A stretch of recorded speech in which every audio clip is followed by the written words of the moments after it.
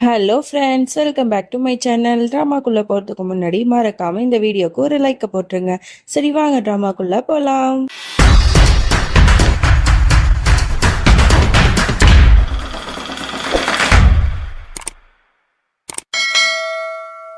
ஸ்டார்டிங்ல நம்மளோட மிஸ்ஸியை தான் காட்டுறாங்க. அவ வந்து பிரேக்ஃபாஸ்ட்லாம் செஞ்சுட்டு எல்லாரும் வாங்க அப்படின்னு சொல்லிட்டு கூப்பிட்டு இருக்கா. அப்ப பார்த்தா டைனிங் டேபிள்ல ஒரு டவல் இருக்கு. இதை வந்து தன்னோட தம்பிக்காரன் தான் போட்டிருப்பான் அப்படின்னு சொல்லிட்டு அவனை திட்டிட்டு இருக்கா. அப்புறம் பக்கத்துலயே இன்னொரு டவல் இருக்கு. அதை போய் எடுக்கும்போது அப்பதான் வந்து பாட்டிக்காரங்க சொன்னாங்க, இந்த பாருமா இது வந்து ரோஹனோடது, ஸோ அதனால அதை எடுக்காத அப்படிங்கிற மாதிரி சொன்ன உடனே, ஓ அப்படியா அப்படின்னு சொல்லிட்டு அதை வச்சுட்டு அவ வந்து சாப்பிட்டுட்டு இருக்கா.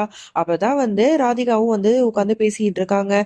உனக்கே வந்து ரோஹனை பார்த்தா பிடிக்க மாட்டேது, அவன் எவ்வளவு நல்ல பையன் தெரியுமா, அது மட்டும் இல்ல, உன்னோட தம்பி இருக்கானே, அவன் வந்து ரோஹன் கூட ரொம்ப க்ளோஸா இருக்கான். அவன் என்னன்னே தெரியல, 2 பேரும் அப்படியே அண்ணன் தம்பி மாதிரி பழகிக்கிறாங்க. பார்க்கறதுக்கே ரொம்ப சந்தோஷமா இருக்குல்ல.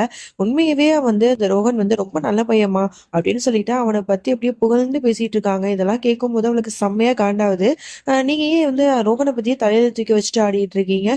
என் வீர் வந்து என்னோட தம்பி கூட வந்து நல்லா பேசலையா, பழகலையா, அவனுக்கு வந்து நல்லது கெட்டது பண்ணலையா, அவரை பத்தி எதுவுமே சொல்ல மாட்டீங்க அப்படின்னு கேட்க, ஏமா நீ இப்ப கோவப்படுற? வீர் வந்து அவனுக்கு வந்து வருங்கால மாமாவா ஆக போறான், அதனால அவர் எல்லா விஷயத்தையும் பண்றதுல ஒரு காரணம் இருக்கு.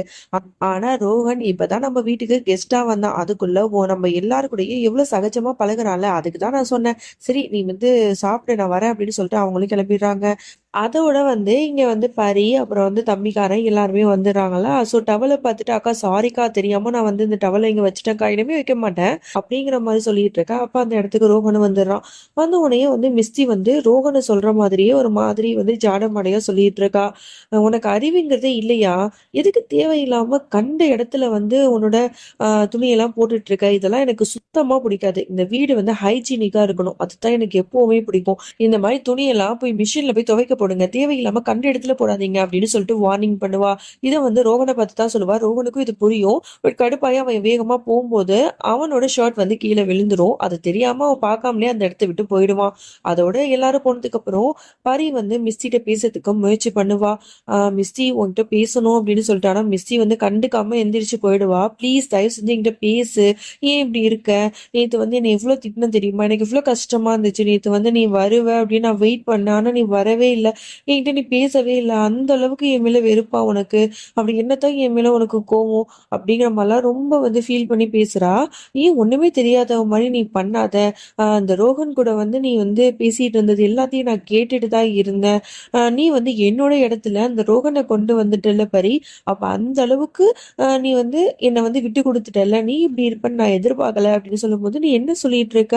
ஓ அதை சொல்றியா, அந்த பாரு, நீ நினைக்கிற மாதிரி எதுவுமே கிடையாது, நீ திட்டினதுல நான் ரொம்ப சோகமா உட்கார்ந்து இருந்தேன், அப்ப ரோஹன் வந்து எனக்கு ஆறுதல் சொன்னாரு, அப்ப கூட உன்னை பத்தி நல்ல விதமா தான் சொன்னாரு, மிஸ்டி வந்து உன் மேல ரொம்ப பாசம் வச்சிருப்பா, ஏதோ ஒரு கோவத்துல தான் உன்கிட்ட பேசியிருப்பா அப்படின்னு சொல்லிட்டு உனக்கு சப்போர்ட் பண்ணி தான் பேசினாரு தெரியுமா அப்படின்னு சொல்ல, ஓ அப்படியா, அவன் எனக்கு சப்போர்ட் பண்ணானா, அவன் யாரும் ஃபர்ஸ்ட் எனக்கு சப்போர்ட் பண்ண, அப்ப அவன் சொல்லித்தான் நான் யாருன்னு உனக்கு தெரியும் அப்படித்தானே, இருக்கட்டும் எல்லாம் இருக்கட்டும், நான் எத்தனை தடவை சொல்லிட்டேன் அவன்கிட்ட நீ பேசாத பழகாத அப்படின்னு சொல்லிட்டு, ஆனா என் பேச்சை நீ கேட்கவே மாட்டல, இருக்கட்டும் இனிமே என்கிட்ட பேசாத அப்படிங்கிற மாதிரி ரொம்பவே கோவப்பட்டு அந்த இடத்த விட்டு போறா. உடனே வந்து பரி வந்து அழுறா, எனக்கு ரொம்ப கஷ்டமா இருக்கு மிஸ்டி, நீ இப்படிலாம் பண்ணாத, உனக்கு தெரியும்ல, எனக்கு பெஸ்ட் ஃப்ரெண்டும் நீ தான், பெஸ்ட் சிஸ்டரும் நீ தான், நீ இல்லைன்னா நான் வந்து ரொம்ப கஷ்டப்படுவேன்னு உனக்கு தெரியும்ல, இப்பெல்லாம் பண்ணாத ப்ளீஸ், ஐம் ரியலி சாரி அப்படின்னு சொல்லிட்டு ரொம்ப அழுதுட்டு சாரி கேட்குறா. மிஸ்டிக்குமே வந்து கஷ்டமா தான் இருக்கு. இந்த பாரு, நான் வந்து உன் மேல ரொம்ப பொசசிவா இருக்கேன், உன் மேல மட்டும் இல்லை, நம்ம குடும்பம் மேல எல்லாரும் மேல தான், ஸோ உங்ககிட்ட வந்து வேற யாராவது வந்து பேச வந்தா எனக்கு கோவமா வருது, அதனால தான் நான் அப்படி பேசிட்டேன், சரி விடு அப்படின்னு சொல்லிட்டு 2 பேரும் அந்த இடத்துல சமாதானம் ஆயிடுறாங்க. சரி அப்படின்னு சொல்லிட்டு மிஸ்டி வந்து வேகமா நடந்து போயிட்டு இருக்கும்போது ரோகனோட அந்த ஷர்ட்ல வந்து வலிக்கிட்டு அப்படி கீழே விழ போயிடுவா. உடனே அவளுக்கு பயங்கரமா கோவம் வரும். உடனே அந்த ஷர்ட் அப்படியே எடுத்துட்டு ரோகனோட ரூமுக்கு போயிட்டு இருப்பா.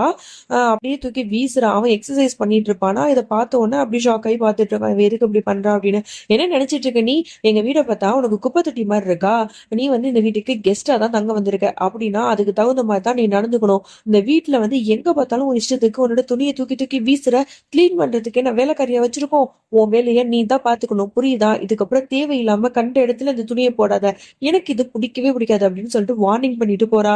உடனே வந்து ரோகன் வந்து கத்துறான், ஒரு நிமிஷம் நில்லு அப்படின்னு சொல்லிட்டு. உனக்கு என்னதான் பிரச்சனைன்னு எனக்கு தெரியல, வந்ததுல இருந்து என்ன பார்த்ததுல இருந்து எரிஞ்செரிஞ்சுதான் விழுந்துட்டு இருக்க. இந்த துணியை நான் ஒண்ணு வேணும்னு போடல, அது ஜஸ்ட் வந்து தெரியாம வந்து விழுந்திருக்கும். அதுக்கு வந்து ஏன் இப்படி கத்திட்டு இருக்க? அப்புறம் இன்னொரு விஷயத்த நீ தெரிஞ்சுக்க, இவ்வளவு பேசுற, ஒரு ரூமுக்கு வர்றதுக்கு முன்னாடி நாக் பண்ணிட்டு தான் வரணும் அப்படின்னு சொல்லிட்டு உனக்கு தெரியாதா? கதவை தட்டாம நீ பாட்டு உன் இஷ்டத்துக்கு வந்து நுழையிற, இதுதான் உன்னோட மேனஸா? நீ வந்து எனக்கு அட்வைஸ் பண்றல, இதெல்லாம் எனக்கு சிரிப்பா இருக்கு அப்படிங்கிற மாதிரி நக்கலா பேசுறான். உடனே அவளுக்கு பயங்கரமா கோவம் வருது. ஓவரா பேசிட்டு இருக்க, நீ என்ன நினைச்சிட்டு இருக்க? இது உன்னோட வீடு நினைச்சிட்டு இருக்கியா? இது உன் வீடு இல்ல, இது என்னோட வீடு. இது என் வீடுங்கும் போது இதை நாங்க கோயில் மாதிரி தான் பார்த்துட்டு இருக்கோம்.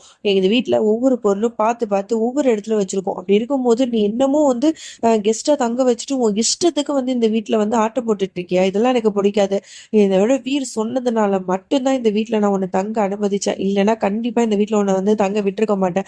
இந்த மாதிரி துணியை கண்ட இடத்துல போடுறது, அதுக்கப்புறம் வந்து இந்த மாதிரி லைட்ஸ் ஃபேனு எல்லாத்தையும் உன்னோட இஷ்டத்துக்கு அடிச்சு விடுறது, இது எல்லாத்தையும் இப்பவே நிறுத்திக்க. இது ஒன்றும் உன்னோட ஹோட்டல் ரூம் கிடையாது, இது எங்களோட வீடு. அதனால அதுக்கு தகுந்த மாதிரி தான் நீ நடந்துக்கணும் அப்படின்னு சொல்லிட்டு ரொம்ப திமிரா பேசுறா, நெஞ்சு நிமித்திக்கிட்டு. இப்படி இவங்க ரெண்டு பேரும் மாத்தி மாத்தி சண்டை போட்டுட்டு இருக்கா. அப்ப பரிதான் வந்து, ஐயோ ப்ளீஸ் பா, ரெண்டு பேரும் கொஞ்சம் அமைதியா இருங்க, ஏன் இப்படி கத்திட்டு இருக்கீங்க? சரி வா பிஸ்தி போலாம் அப்படின்னு சொல்லிட்டு அவன் வந்து வேகமா அவளை பிடிச்சி இழுத்துட்டு போயிடுறா. அதோட இங்க பரிய காட்டுறாங்க. அவ வேக வேகமா வந்து அவளோட ஆபீஸ்க்கு தான் கிளம்பிட்டு இருக்கா. அவளுக்கு இன்னைக்கு இன்டர்வியூ போல, ஸோ அதை அட்டென்ட் பண்ணலான்னு தான் வந்து கிளம்பிட்டு இருக்கா. அப்பதான் வந்து மிஸ்ஸி சொல்றா, இந்த மாதிரி நான் நேற்று ஒன்று ரொம்ப ஹார்ட் பண்ற மாதிரி பேசிட்டேன்ல, ஸோ அதுக்கு சாரி, நீ வந்து இந்த இன்டர்வியூ நல்லபடியா பாஸ் ஆயிட்டு வந்துரு, நீ செலக்ட் ஆகணும், ஓகேவா? உன் நல்லதுக்காக தான் நான் பேசினேன் அப்படிங்கிற மாதிரி சொல்லும்போது, எனக்கு தெரியும் நீ எப்பவுமே என்னோட நல்லதுக்காக தான் யோசிப்பேன், எதையும் கவலைப்படாத, நான் பாத்துக்கிறேன் அப்படின்னு சொல்லிட்டு அவ ஹக் பண்ணிட்டு அவ அங்கிருந்து போறா. அப்ப வந்து இங்க வந்து ரோகனுக்கு வந்து வீர் தான் வந்து கால் பண்ணிட்டு இருக்கான். இந்த மாதிரி நம்ம ரெஸ்டாரண்ட்ல மீட் பண்ணலாம், நீ வந்துரு, அதே மாதிரி அந்த இடத்துக்கு வந்து மிஸ்ஸியையும் நான் வர சொல்லியிருக்கேன், அவ வந்து தனியா வர வேண்டாம், நீயே அவளை வந்து கூட்டிட்டு வந்துற உன்னோட கார்ல அப்படிங்கிற மாதிரி சொல்றான். இதை கேட்ட ரோகனுக்கும் பயங்கரமா ஷாக் ஆகுது. ஏன்னா அவங்க ரெண்டு பேரும் தான் எளிய போன மாதிரி சண்டை போட்டுட்டே இருக்காங்கல்ல. சோ இவ கூப்பிட்டாலும் வரமாட்டாளே அப்படின்னு சொல்லிட்டு, நீயே அவள்கிட்ட சொல்லிடு அப்படிங்கிற மாதிரி சொல்றான். ஓகே நானே சொல்லிடுறேன் அப்படின்னு சொல்லிட்டு, நீ கூட அப்படின்னு சொன்ன உடனே வந்து இந்த மாதிரி வீர் உன்கிட்ட பேசணுமா அப்படிங்கிற மாதிரி கரெக்டா போனை நீட்டுறான். உடனே வந்து மிஸ்டியும் வந்து அப்படியே மூஞ்சி திருப்பிக்கிட்டே வந்து போனை வாங்குவாளா. டக்குன்னு அவளோட கை வந்து ரோகனோட கை மேல டச் ஆயிடும். டக்குன்னு வந்து ஐயோ தேவையில்லாம கை தொட்டமோ அப்படின்னு சொல்லிட்டு அப்படியே படாம மறுபடியும் அந்த போனை எடுத்து வீட்டை பேசுறா.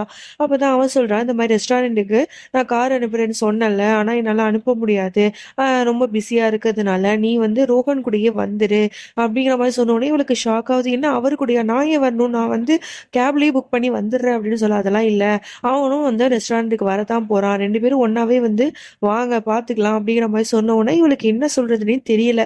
சரி அப்படிங்கிற மாதிரி சொல்லிடுறா, வேற வழியே இல்லாம.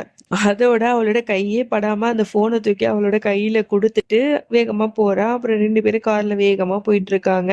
அப்படி போயிட்டு இருக்கும் போது அப்பயும் அவ தொணன்னு பேசிக்கிட்டே வரா. உன்னை பார்த்தாலே எனக்கு டென்ஷன் ஆகுது, என்ன சொன்ன நீ அந்த வீட்டை நான் ட்ராப் பண்றேன்னு சொன்னியா, அதனால தான் வந்து அவர் வந்து உன் கூட வர சொல்றாரா அப்படி இப்படின்னு பைத்தியக்காரி மாதிரி இவ பேசிக்கிட்டே இருக்கா. இதெல்லாம் பார்க்கும்போது உனக்கு காண்டாவது, எப்படா வந்து ரெஸ்டாரண்ட்டுக்கு போகும்னு சொல்லிட்டு வேகமா வண்டியை ஓட்டிட்டு அந்த இடத்துக்கும் போய் நிறுத்திடுறான்.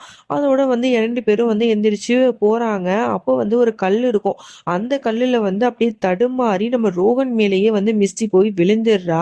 அவ விழுந்த வேகத்துக்கு அவளோட நகம் எல்லாமே வந்து என்ன பண்ணிடுது, நம்ம ரோகனோட நெஞ்சில கிழிச்சிடுது, அப்படியே காயம் ஏற்பட்ட மாதிரி. இதை வந்து ரோகன் எதிர்பார்த்துக்க மாட்டானா. ரெண்டு பேரும் ஐ கான்டாக்ட்ல பார்த்துட்டே இருக்காங்களா.